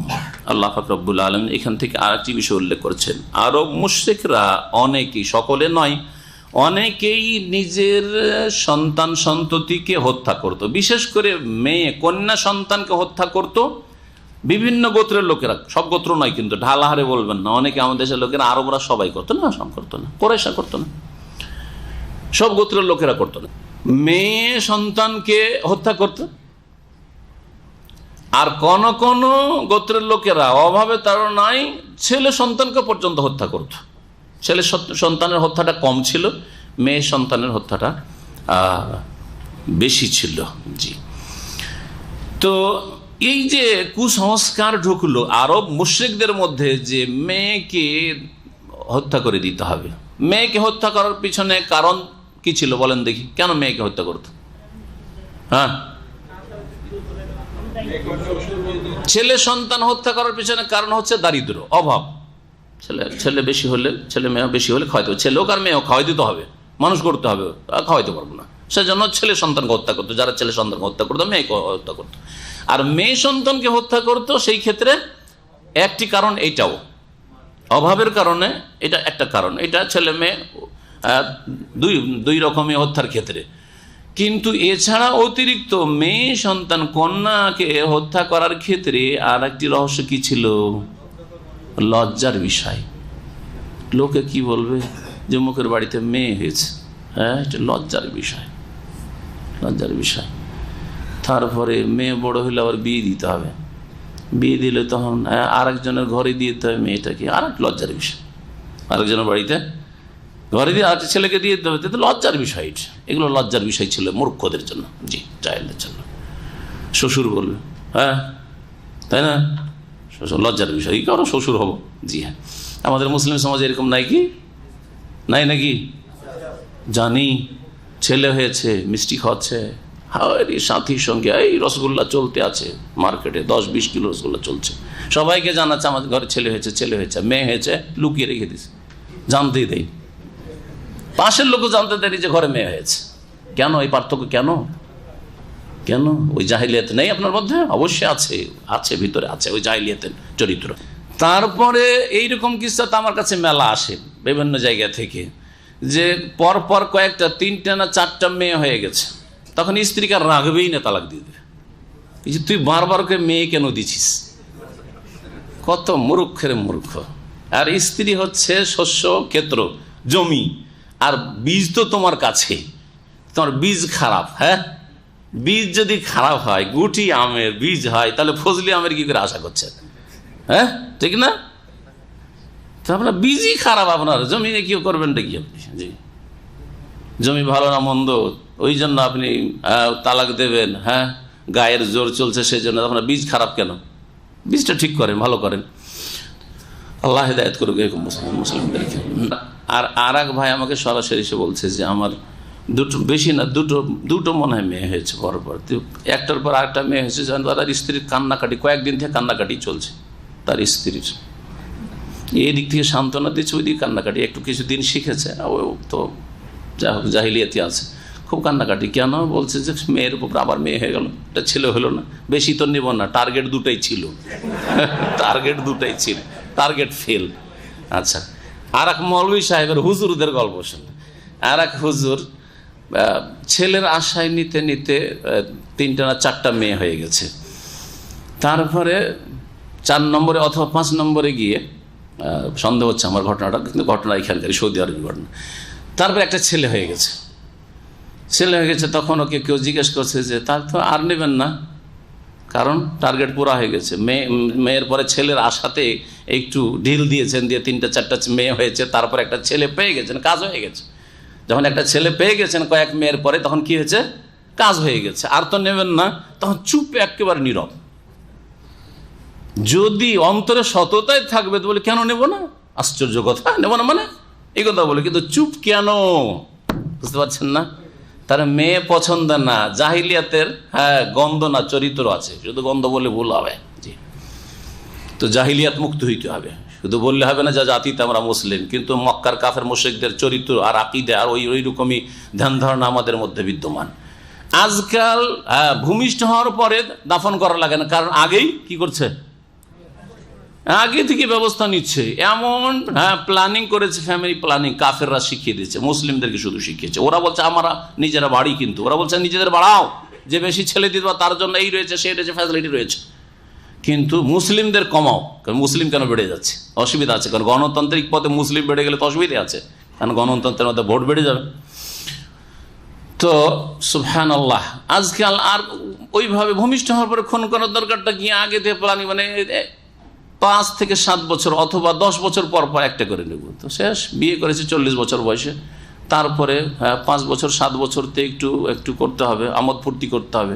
তারপর বাচ্চা নিল 55 বছর বয়সে বা 45 বছর বয়সে, আর 10 বছর পরে আর একটা, তো শেষ। তারপরে শেষ, আর কি করে হবে? এই হচ্ছে প্ল্যানিং। তাহলে এইভাবেও ইনডাইরেক্ট কি করা হচ্ছে? ছেলে মেয়েদেরকে খুন করা হচ্ছে, ছেলে মেয়েদেরকে খুন করা হচ্ছে। আর এর চাইতে বেশি আগে বেড়ে খুন করছে কারা? যারা অ্যাবর্শন করছে আজকাল।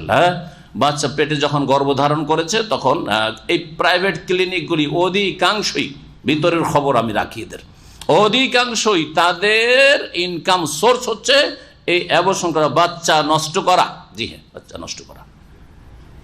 2 মাস 3 মাসের বাচ্চা নিয়ে যাচ্ছে, গর্ভধারণ করেছে, আমি বাচ্চা রাখবো না, অ্যাবর্শন করছে, 10-20 হাজার টাকা ইনকাম করে নিচ্ছে।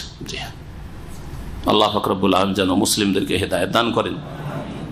এইসব মুসলিমদের জুলম অত্যাচারের কারণে ওই যে নিষ্পাপ দুনিয়াতে আসতে চাইছিল, যে আব্বা গো আম্মা গো আমাকে আসতে দাও, তোমাদের মতো আমিও দুনিয়া একটু দেখবো, দুনিয়াতে আল্লাহর ইবাদতবন্দি করবো, না তোকে আসতে দেবো না, কে খাওয়াবে তোকে? এই যে নিষ্পাপদের জুলম অত্যাচার করছেন, সেই জন্য শুরু আয়াত ওয়াকাযালিকা নুওয়াল্লি বাযাজ যালিমিনা বাযান বিমা কানু ইয়াকসিবুন। এই জন্য জালেম শাসকদেরকে আল্লাহ পাক চাপিয়ে দিয়েছেন আপনাদের উপর, আমাদের উপর। তো আল্লাহ রাব্বুল আলামিন বলছেন মক্কার মুশরিকদের কথা। আর একটা কথা মক্কার মুশরিকরা বলতো যে মেয়ে সন্তানকে কেন হত্যা করবে তারা? মেয়ে সন্তান, বলছে মেয়ে সন্তান রেখে লাভটা কি? কারণ আরবদের গোত্রীয় শাসন ছিল, আর গোত্রীয় শাসনে এক বংশের এক গোত্র আর এক গোত্রের সাথে যখন তখন যুদ্ধ বেঁধে যেত, লড়াই হইতো। মেয়ে নিয়ে কি হবে? অস্ত্র ধরতে পারবে না, মারতে পারবে না। সুতরাং এইসব মেয়েকে লালন পালন করে লাভটা কি? মেরে দাও কে, মেরে দাও কে, রেখে লাভ নেই। এইরকম কাজ করত। আজকাল মক্কার মুশরিকদের চিন্তাধারা যে মেয়ে কি করতে পারবে না? অস্ত্র ধারণ করতে পারবে না। আর আজকাল মুসলিমদের চিন্তাধারা যে মেয়েদেরকে সেনাবাহিনী, মহিলাদেরকে সেনাবাহিনীতে ঢুকাইতে হবে, ঠিক না?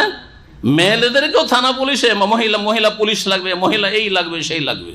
তাহলে মক্কার কাফেরদের চিন্তাধারা চাইতে নিকৃষ্ট চিন্তাধারাই ফাসেকদের কিনা বলেন? যে কাফের মুশরিকরা মনে করতো যে মেয়েরা এই কাজের যোগ্য না, লাইক না, এটা মেয়েদের মহিলাদের কাজ নয় যুদ্ধ কর্মারি করা। আর এরা বলছে না, সেনাবাহিনীতে মহিলা ঢুকাইতে হবে। জি হ্যাঁ, আল্লাহ পাক রব্বুল বলেছেন ওয়াকাযালিকা যায়্যানা লিকাসীরিন মিনাল মুশরিকিনা কাতলা আওলাদিহিম শুরাকাউহুম। আর এইভাবেই সুসজ্জিত করেছি বা সুশোভিত করেছি বা আকর্ষণীয় করে দিয়েছি, যাই অর্থ করে যায়্যানা, যায়্যানা জিনত মানে হচ্ছে আকর্ষণ করে দিয়েছি, আকর্ষণ করে দিয়েছে কে করেছে? শুরাকাউহুম হচ্ছে ওর ফাইল, অনেক দূরে গিয়ে ফাইল কর্তা এসেছে।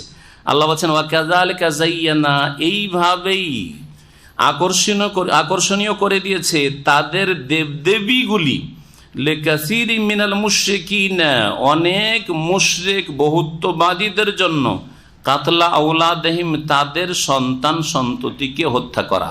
আওলাদ ওয়ালাদের বহুবচন, ওয়ালাদ যেমন ছেলে সন্তানকে শামিল তেমন মেয়ে সন্তানকেও শামিল। তো আল্লাহ রাব্বুল আলামিন তাহলে কি বলতে চাইছেন? যে তারা ছেলে মেয়েদেরকে যে হত্যা করতো মুশরিকরা, এটা কে তাদের কাছে আকর্ষণীয় করেছে বা এর জন্য পরিচিত করেছে কে? শুরাকা, তাদের দেবদেবীরা। মানে এই দেবদেবীর পূজার একটা অংশ হচ্ছে যে ছেলে মেয়েদেরকে হত্যা করতে হবে। কেমন? একটা তো হচ্ছে যে যারা দারিদ্রের ভয়ে অথবা লজ্জার ভয়ে, এইসব কারণে, সামাজিক কারণে যারা কি করত? মেয়েদেরকে হত্যা করত। শয়তানের পূজা করে এরা, শয়তানের উপাসনা করে, শয়তানের কুমন্ত্রণায় তারা সাড়া দেয়। শয়তান এগুলি সাজিয়ে পেশ করেছে। শয়তানও শরীক কোরআনে কারিমে রয়েছে যে তারা জিনের পূজা করে, জিনের পূজা করে। আর জিন শয়তান প্ররোচিত করে, কুমন্ত্রণা দিয়ে থাকে শিরক করার জন্য। সবচেয়ে বড় অপরাধ হচ্ছে শিরক, এটা একটি দিক। আর একটা দিক আছে, মুশরিকরা কখনো কখনো ছেলে মেয়েদেরকে হত্যা করত দেবদেবীর নামে, যেটা উৎসর্গ করা বলে, উৎসর্গ করা বলে। ভারতে হিন্দুরা করে থাকে এরকম, গঙ্গায় তাদের বা যমুনায় বন্যা, পানি খুব বেশি, ভয়ঙ্কর অবস্থা, তখন তাদের ভ্রান্ত ধারণা হচ্ছে যে এখন গঙ্গা মাতা কি চায়? বলি চাই। এটা বলি দিতে হবে। কি বলি দিতে হবে? একটা মেয়েকে ভাসিয়ে দিতে হবে, নদীতে ভাসিয়ে দিতে হবে। এগুলো জাহিলিয়াতের যুগে ছিল। ফেরাউনের আমলে মিশরে ছিল। নবী করিম সাল্লাল্লাহু আলাইহি সাল্লামের পরে উমর রাদিয়াল্লাহু তাআলা যখন মিশর বিজয় করলেন, তখন মিশরে এই অন্যায় কাজ হইতো যে নীল নদকে শান্ত করার ভ্রান্ত ধারণায় তারা প্রতি বছর সুন্দরী একটি করে নারী বা একটি মেয়েকে তারা বলিদান দিত, ভাসিয়ে দিত এই নীল নদে। জি হ্যাঁ, না হলে নীল নদকে থামানো যাবে না, গোটা মিশরকে ডুবিয়ে দিবে। জি, এরকম ধারণা ছিল। তাহলে তাদের দেবদেবীরা কি করেছে? তাদের জন্য এই কাজগুলিকে আকর্ষণীয় করেছে, দেবদেবীর নামে এইসব বলি দিয়ে থাকে। এটাও এই আয়াতের অন্তর্ভুক্ত। লিইউরদুহুম, যাতে করে তাদের সর্বনাশ করে। আরদা ইউরদি মানে ধ্বংস করা। লিইউরদুহুম, যাতে করে তাদেরকে ধ্বংস করে। এই দেবদেবীরা তাদের আকীদাকে ধ্বংস করেছে, তাদের ঈমান আমলকে ধ্বংস করেছে, তাদের চরিত্রকে ধ্বংস করেছে, তাদের ইহকাল পরকালকে ধ্বংস করেছে। ইহকালকে ধ্বংস, যে ছেলে মেয়েকে খুন করেছে, মনে করছে যে দেবদেবীকে সন্তুষ্ট করব এই বলি দিয়ে। ওয়ালিয়ালবিসু আলাইহিম দীনহুম, এবং যাতে করে তাদের দেবদেবীরা তাদের দ্বীনকে বিভ্রান্তিকর বানিয়ে দেয়, তাদের ধর্মকে ধর্ম থেকে তাদেরকে বিভ্রান্ত করে দেয়। আল্লাহর নাজিলকৃত ধর্ম ইব্রাহিম, দ্বীনে ইব্রাহিম, তারা দাবি করতো, মক্কার মুশরিকরা দাবি করতো যে আমরা ইব্রাহিম আলাইহিস সালামের ধর্ম মানি, কিন্তু ইব্রাহিম আলাইহিস সালামের ধর্ম থেকে তারা বিভ্রান্ত হয়ে গেছে। ইয়ালবেসু, লাবাসা ইয়ালবেসু, যখন যারা বা ইয়াজরব থেকে পড়বেন, আরবি ভাষার পার্থক্যটা শুনেন একটু, সব শুধু জের জবরের হরকতের পার্থক্য। লাবাসা ইয়ালবেসু যখন বলবেন, তখন তার মানে হচ্ছে অস্পষ্ট করে দাও, একাকার করে দাও। এই যে এটা হচ্ছে একাকার করে দাও। একাকার করে দিলে কি হয়ে যায়? অস্পষ্ট হয়ে যায়, ক্লিয়ার হয় না। যখন অস্পষ্ট হয়ে যায় তখন বিভ্রান্তির শিকার হয় মানুষ। জি, বিভ্রান্তির শিকার হয়। ওই এইরকমই শব্দ ব্যবহৃত হয়েছে। আল্লাযীনা আমানু ওয়া লাম ইয়ালবিসু, ওখানে ইয়ালবিসু, লাবাস ইয়ালবিসু, যারা ঈমান নিয়ে এসেছে এবং ওয়া লাম ইয়ালবিসু ঈমানহুম বিযুলমিন, তাদের ঈমানের সাথে জুলমের বা তাদের ঈমানের সাথে কি বেজুলমে, জুলমের সাথে ঈমানের সংমিশ্রণ ঘটায়নি। ঈমান আর জুলম একাকার করে দেয়নি। ঈমানও আছে আর জুলম আছে, তার মানে তাওহীদও আছে আর শিরকও আছে। ঈমানের দাবিও আছে আর জুলম মানে এখানে শিরক। উলাইকা লাহুমুল আমন, যারা তাহলে শিরক মুক্ত ঈমান নিয়েছে তাদের জন্য সার্বিক নিরাপত্তা রয়েছে, আর তারাই হচ্ছে হেদায়েত প্রাপ্ত ওয়াহুম মুহতাদুন। এইখানেও ইয়ালবিসু মানে হচ্ছে কি করে দেওয়া, সংমিশ্রণ ঘটানো। তো যখন হক এবং বাতিলের সংমিশ্রণ ঘটে ধর্মের ক্ষেত্রে, দিনের ক্ষেত্রে, তখন কি হয়ে যায়? দিন নের ক্ষেত্রে মানুষ বিভ্রান্ত হয়, এজন্য বিভ্রান্তের অর্থ করলাম, বলে আলবেসু আলাইহিম দীনাহুম। লাবাসা আলবেসু মানে তাহলে একাকার করে দেওয়া, হ্যাঁ, মিক্সচার করে দেওয়া, সংমিশ্রণ ঘটানো। ওখান থেকে অস্পষ্ট যখন হয়ে যায় তখন ধর্মের নামে তখন বিভ্রান্তি ছড়ায়। আর লাবেসা ইয়ালবাসু এখান থেকে হচ্ছে লেবাস। লেবাস মানে কি? পোশাক। হ্যাঁ, আপনি পরিধান করলেন, হ্যাঁ, তখন বলবেন লাবেসা, লাবেস্তু। জি হ্যাঁ, ইয়ালবাসু সামি আসমাও থেকে দেখেন, শুধু লাবাসা আর জায়গায় লাবেসা পড়লেন তখন একটার মানে হলো লাবেসা মানে পরিধান করা, কাপড় পরা, আর লাবাসা মানে হচ্ছে সংমিশ্রণ ঘটানো, মিক্সচার করা। জি, লফজ, অস্পষ্টতা। তো আল্লাহ রাব্বুল বলছেন যে তাদের দেবদেবীরা বা তাদের ভ্রান্ত উপাস্যরা তাদের ধর্মকে, হ্যাঁ, বা তাদেরকে ধর্ম থেকে বিভ্রান্ত করে দিয়েছে। ওয়ালাউ শা আল্লাহ মা ফালু, আল্লাহ যদি চাইতেন জবরদস্তি তাদেরকে সঠিক পথে রাখতে, জবরদস্তি করে মা ফালু, তাহলে তারা করতে পারতো না। কিন্তু আল্লাহ যদি জোর জবরদস্তি করতেন তাহলে পরীক্ষা থাকতো, পরীক্ষার রহস্য শেষ হয়ে যেত। তাহলে হায়াতমতি সৃষ্টি করার প্রয়োজন কি? তাহলে মানুষকে পৃথিবীতে পাঠাবারই প্রয়োজন কি? আর ইবাদতই বা কি? হ্যাঁ, জোরপূর্বক। এই জন্য আল্লাহ পাক কোনো কিছু করেন না। ফাজারহুম, হে নবী, সুতরাং তাদেরকে ছেড়ে দাও, ওয়ামা ইয়াফতারুন, আর যা কিছু তারা মিথ্যা রচনা করছে তা নিয়ে তাদেরকে থাকতে দাও। ফাজারহুম ওয়ামা ইয়াফতারুন। ওয়াকালু হাযিহি আনআমু ওয়া হারসুন হিজর। আর আরব মুশরিকরা বলতো গবাদি পশু সম্পর্কে আর জমির যে ফসল, জি, খাদ্যশস্য, এইসব সম্পর্কে কি বলতো, যে এর মধ্যে বিভিন্ন রকম তাদের ভ্রান্ত আকীদা। তিনটি কথা এখানে উল্লেখ করা হয়েছে। একটা কি, যে বিশেষ একটা মাঠের জমির একটা এলাকা, এটা হচ্ছে, এই এলাকা হচ্ছে হিজরুন। হিজরুন মানে নিষিদ্ধ এলাকা বা সুরক্ষিত এলাকা, যে অর্থই করে। হিজরুন মানে মাহজুর, ইসিম মাফুলের অর্থে, মাজদার মানে ইসিম মাফুল। তার মানে এই এলাকাটি নিষিদ্ধ এলাকা, অন্যরা কেউ চড়াতে পারবে না, অথবা তার সাথে সাথে এরা এখান থেকে কেউ খেতে পারবে না, হ্যাঁ, এই ফসলটা নিজের কাজে লাগাতে পারবে না, এটা দেবদেবীর নামে থাকলো। জি হ্যাঁ, এইরকমই গবাদি পশুর ক্ষেত্রে করতো কি, যে এই গরুটা অথবা এই যে উঁট, তাদের কাছে উঁটি বেশি ছিল, উঁট অথবা এই ছাগল, এটা দেবদেবীর নামে ছেড়ে দেওয়া হয়েছে, সুরক্ষিত, নিষিদ্ধ, একে জবাই করা যাবে না, এর গোস্ত খাওয়া যাবে না, ইত্যাদি। আর যদি কেউ খায় তো কে খাবে? পুরোহিতরা খাবে। পুরোহিত যারা ধর্মগুরু তারা শুধু খাবে, তারা শুধু খাবে। বেদাতি, আমাদের দেশে বেদাতিদের কর্মকাণ্ডগুলি ঠিক ওইরকম, কোরআন খানি করে যে ইনকাম সোর্স, হ্যাঁ, কোরআন পড়ে যারা বক্সে বাড়ায় তারাই ইনকামটা খেতে পায়, তাই না? না করে না? দেখেছেন আমার গ্রামে ছোটকালে এই কোরআন খানি করা বা ছিল, কুসংস্কার ছিল। তো কারণ পাশে ওই বিদাতিরা বাস করে আর আমাদের সহি আকীদার লোকেরা বাস করে। সহি আকীদার লোকেরা দিনের জ্ঞান না থাকলে 2-4-10 বছর পরে ওদের সাথে মিশা যায়, সামাজিক কারণে, বিভিন্ন কারণে, এরকম হয় অনেক সময়। তো কোরআন পড়তে ডাকতো। তো এলাকাতে মাত্র একজন হুজুর ছিলেন, একজন মৌলভী সাহেব, আর বাকি সব মুন্সি ধরনের, একটু বুড়া মুন্সি কিছু আছে। আর মাদ্রাসার ছাত্র, এর গোটা এলাকায় কোনো মাদ্রাসার ছাত্র ছিল না আমার ছাড়া।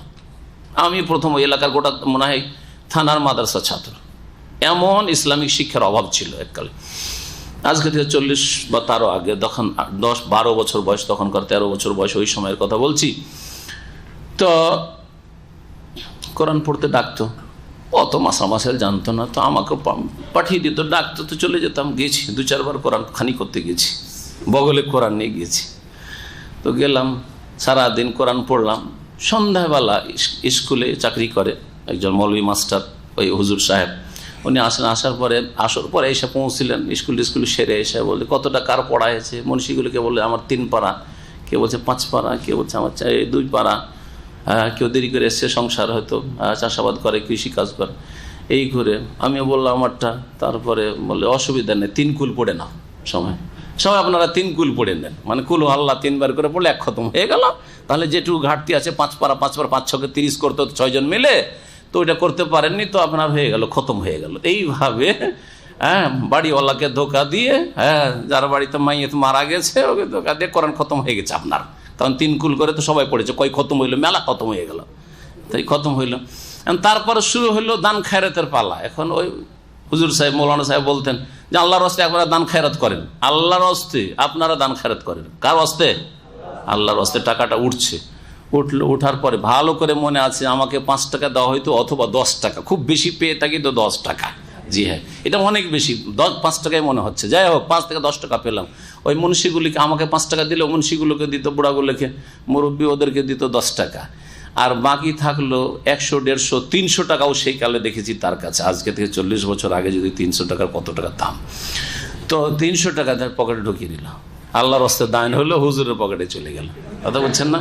তো ওই রকম মক্কার মুশরিকদের ধর্মটা ঠিক ওই রকমই, বরং মক্কার মুশরিকদের ধর্মের কিছু অংশ শিরক বিদআতের আকারে মুসলিম সমাজে ছড়িয়ে পড়েছে। তারা কি করতো? বলতো ওয়াকালু, তারা বলতো হাযিহি আনআমুন, এগুলি হচ্ছে গবাদি পশু, ওয়া হারসুন, আর এমন শস্য ক্ষেত বা খাদ্যশস্য, হিজরুন, যেগুলি সুরক্ষিত বা নিষিদ্ধ, কেউ ওগুলো খেতে পারবে না, কেউ জবাই করতে পারবে না এই গবাদি পশুগুলি। আর এই জমির, এই মাঠের, এই জমিটার ফসল কেউ খেতে পারবে না।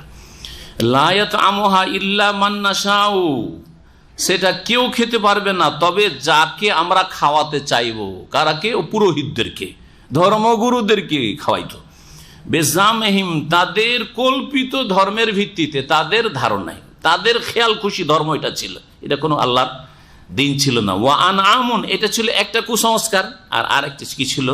ওয়া আনআমুন, আর কিছু গবাদি পশু এমন হইতো, হুররিমাত যুহুরুহা, যার ওপর আরোহণ করা, চড়া তারা হারাম করে দিয়েছিল, হারাম করে দেওয়া হয়েছিল।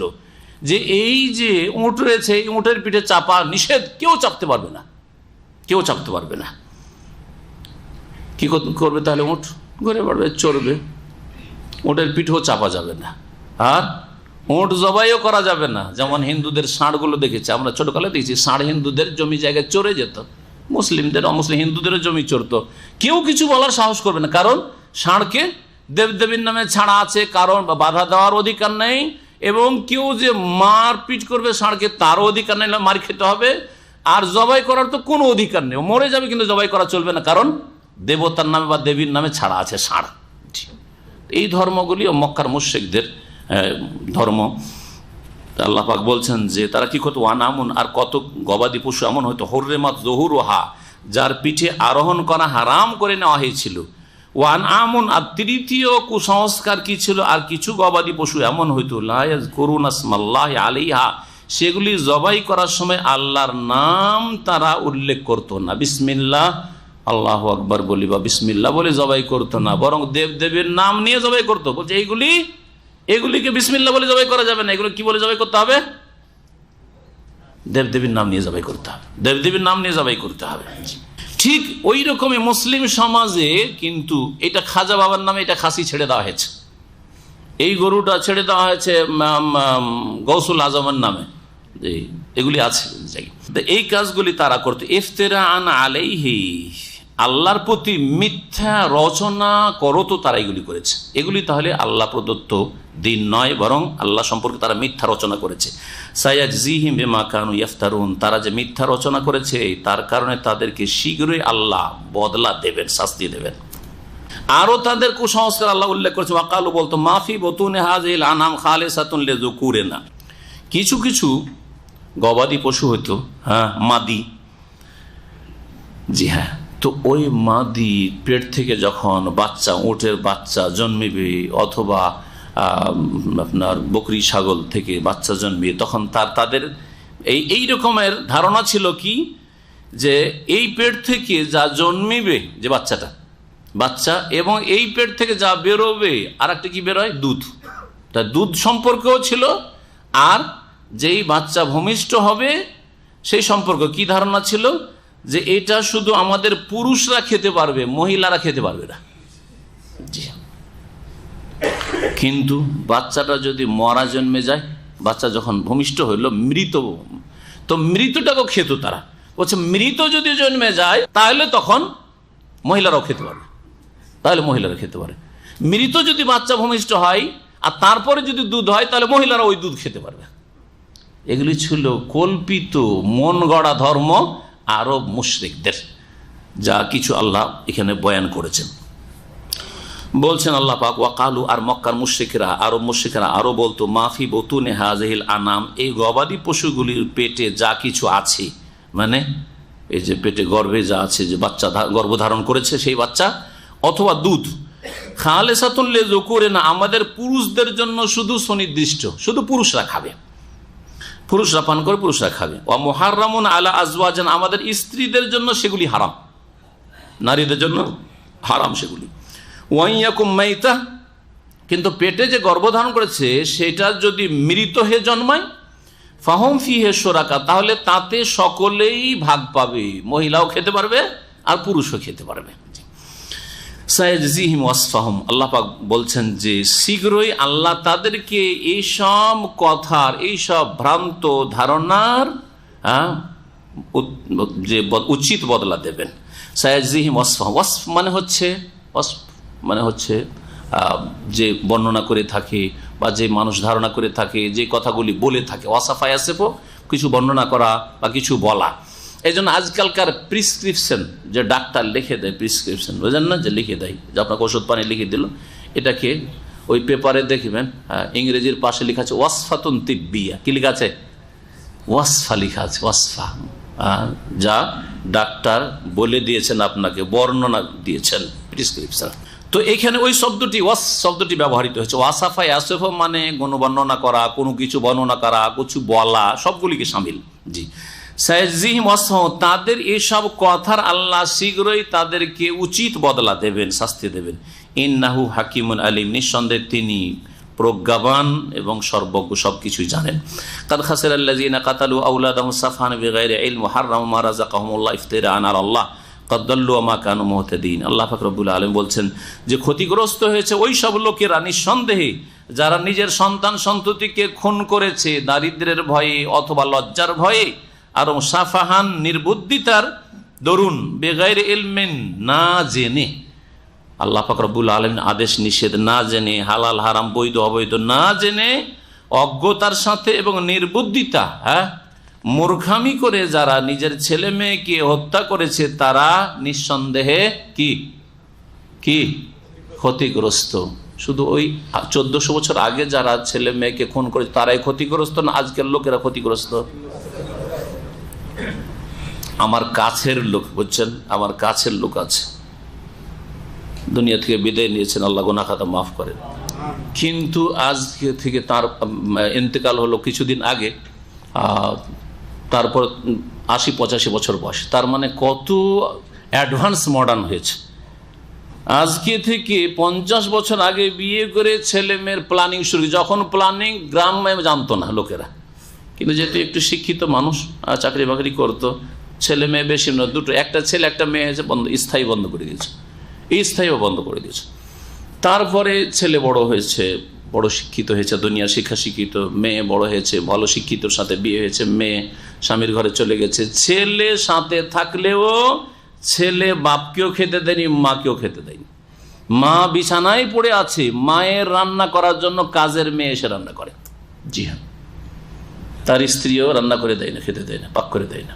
জি, এইরকম বহু ঘটনা আপনারা চোখে দেখতে আমার চাইতে বেশি জানেন, আশেপাশে সমাজে দেখতে পাবেন। যারা ছেলে মেয়ে কম নিয়েছে তারা ক্ষতিগ্রস্ত, শুধু আখেরাতে ক্ষতিগ্রস্ত না, দুনিয়ায় ক্ষতিগ্রস্ত। একটি ছেলে একটি মেয়ে নিয়েছিল, মেয়ে চলে গেছে স্বামীর ঘরে, একটা ছেলে আছে সেটা হয়েছে বেয়াদব, বাপকে খেতে দেন না, মাকে খেতে দেন না, জুতা মারছে, ঠিক কিনা? হয়ে গেল চিটিয়া। কিন্তু 5টা যদি ছেলে মেয়ে থাকতো, সবগুলি তো আর চিটা ধান হইতো না, কিছু ভালো ধান হইতো, ঠিক না? ঠিক কিনা? সবাই কি আর একই রকম বদ চরিত্র হইতো? 5টা আঙ্গুল সমান হইতো না, ভালো হইতো? তাহলে দুনিয়াতে ক্ষতিগ্রস্ত হইতো না বাপ মা।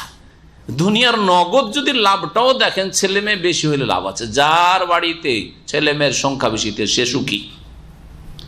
আজকে একটু কষ্ট করতে হোক, ছেলেমেয়েরা যখন নাবালক আছে একটু কষ্ট করতে হোক, কিন্তু অচিরেই খুব শীঘ্রই সুখ আসবে, এতে কোনো সন্দেহ নেই ইনশাআল্লাহ তাআলা, ঠিক না?